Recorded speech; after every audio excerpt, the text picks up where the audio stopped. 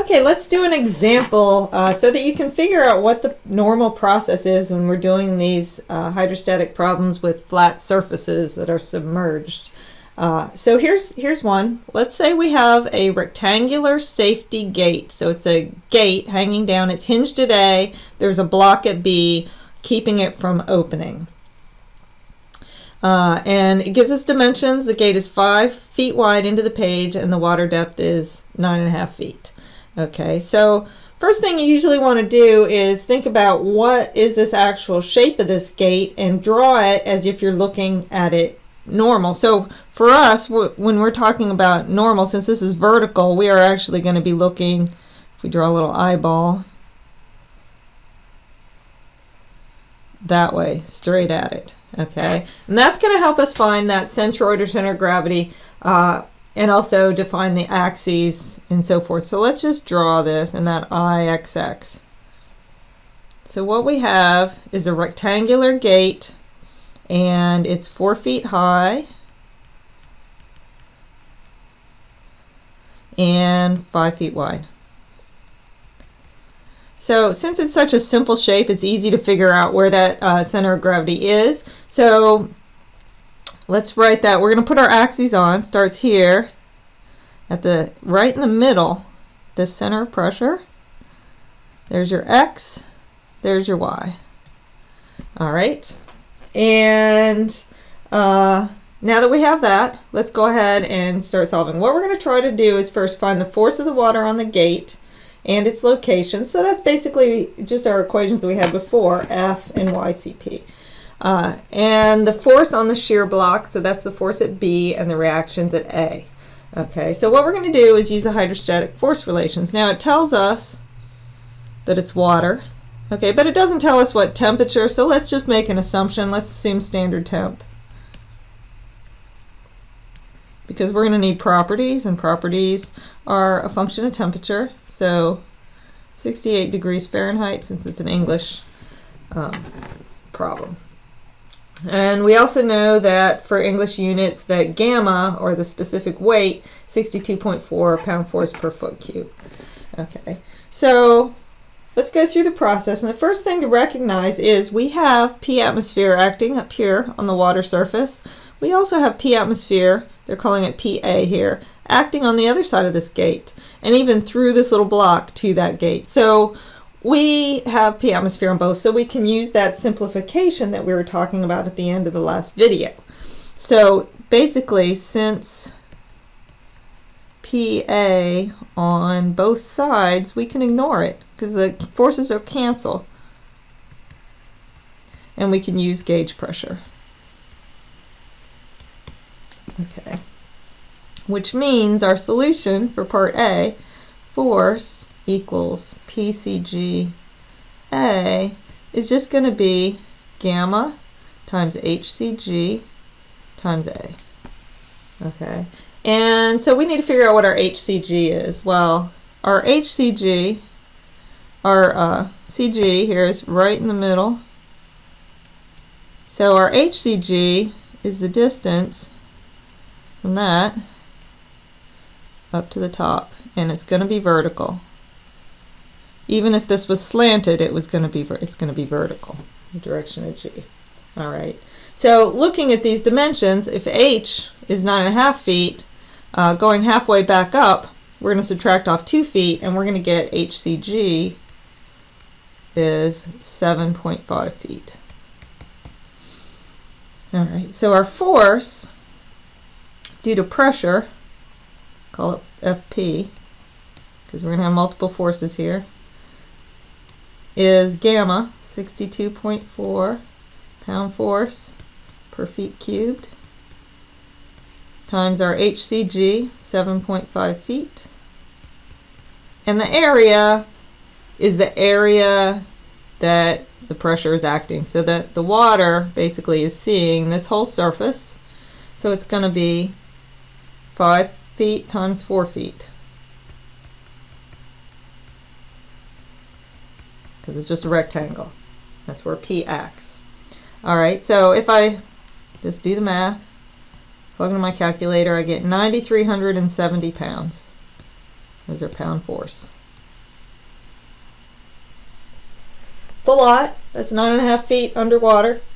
Pretty big gate, so makes sense.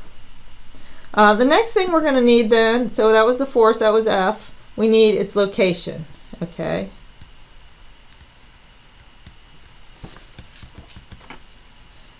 So let's go to the next page here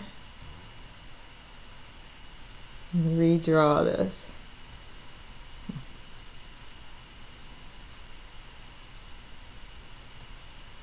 Oops.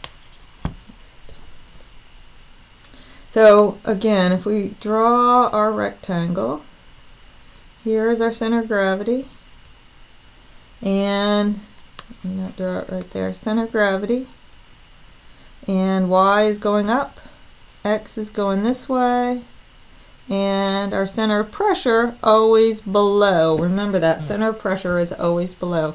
This is symmetric about y, right? So, see, it's symmetric about the y-axis, so any pressure or force over here is going to be counteracted by a pressure force over there, so xCp is going to be 0, and our center of pressure, which is what I drew here, is going to be right along that y-axis. Okay, so our yCp is going to be minus rho g Ixx sine theta over PCGA. That was our original equation, but since we can cancel, or we can simplify with the PA thing, this PCG is just rho g HCG, so you can see how that's going to cancel. Use gauge, so PCG equals rho g HCG. Okay, if we plug that in, then yCp equals minus rho g Ixx sine theta over rho g HCG A. Now those cancel. You don't have to go through this step. You can, as long as you recognize that P, atmosphere, is acting on both sides, you can jump straight to this equation, minus Ixx sine theta over HCGA, which I believe is on your equation sheet. Another thing, theta on this. Theta is the angle from horizontal.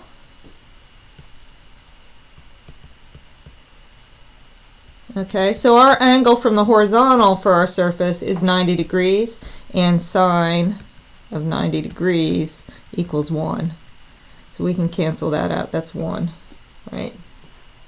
So our yCp in this case just comes out to be Ixx over HCGA.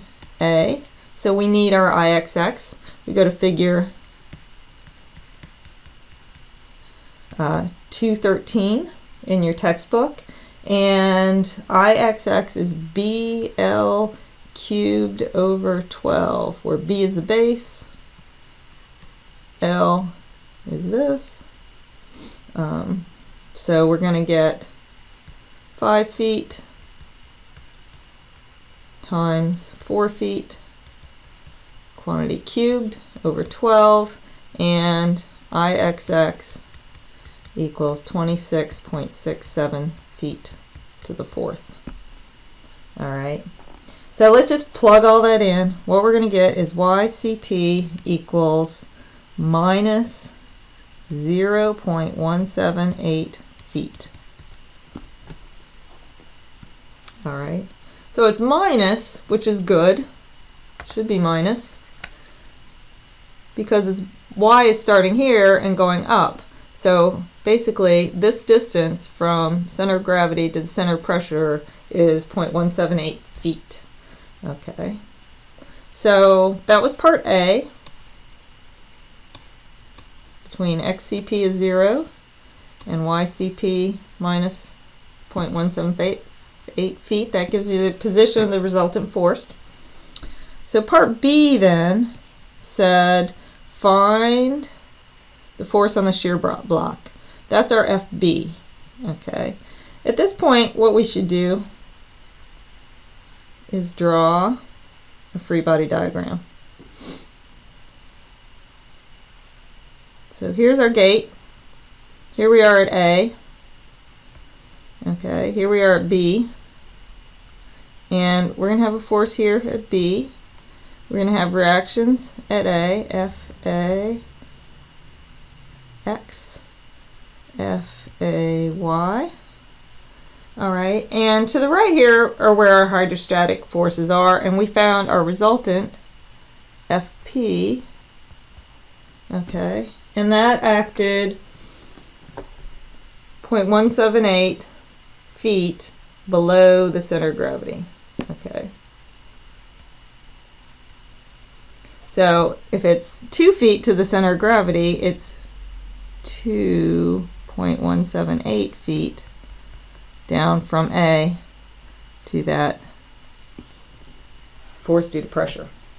All right, so if we want to find FB, what we need to do is sum moments around A, because otherwise we're going to have, if we try to sum forces, we got too many unknowns because we have all these FAX, FAB. So let's sum moments about A. All right, and those have to equal 0 because it's a statics problem, right? So FP times 2.178 feet minus, so that's going this way, that's turning it counterclockwise, so minus turning clockwise, FB times 4 feet have to equal 0. Okay, we know what FP is. We're solving for FB, so let's go ahead and I'm going to skip that step. Plug in FP and you're going to get 5,100 pound force just by solving that equation above. Let me just write here. FP was our 9370 pound force. So plug that in, solve for FB, and now you got part B, part C.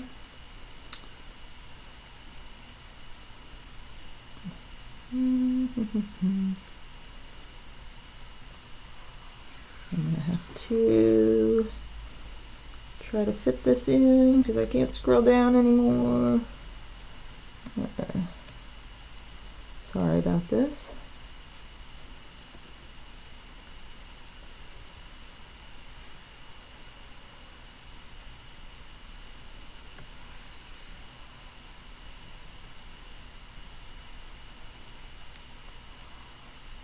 All right.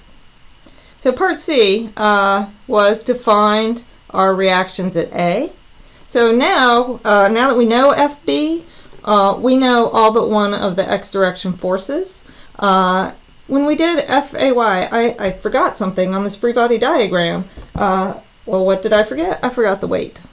And the weight is going to act here right at the center of gravity, and it's just going to go down. And so we can right off the bat just say sum of the forces equals 0 in the y direction. Oh my, what did I do? Okay, sum of the forces in the y direction equals 0, so that means FAY has to equal just the weight, whatever that is, and we weren't given that, so just leave it as W.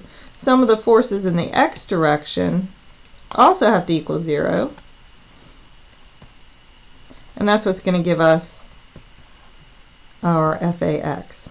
So FAX is going to the right, or that's how we drew it, going to the right, minus FB plus FP equals 0. Okay, plug in the FB you just got, plug in the FP that we have, and we're going to get FAX equals minus 4270 pound force.